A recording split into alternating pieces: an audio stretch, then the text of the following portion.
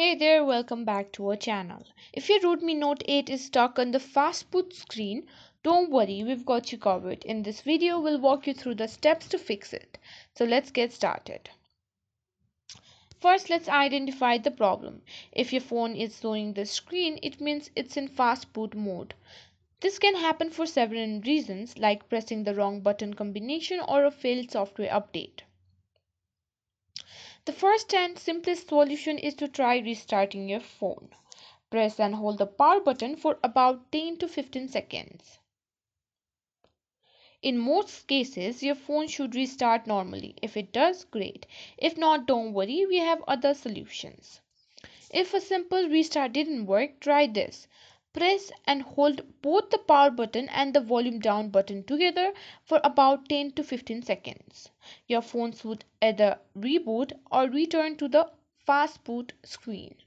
If it reboots, you're all set. If not, let's move on to next step.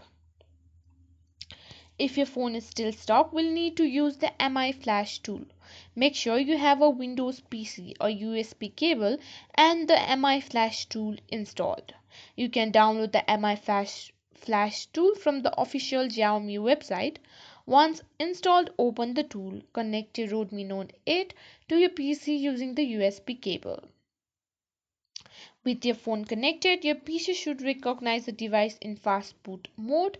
In the MI Flash tool, click on Refresh to see your device. Select your device from the list. Next, download the appropriate fast boot ROM from your device from the official Xiaomi firmware website and extract it. Once the process is complete, your phone will reboot automatically. It might take a little longer than usual for the first boot, so be patient. And there you go, your Redmi Note 8 should now be out of fast boot mode and working properly.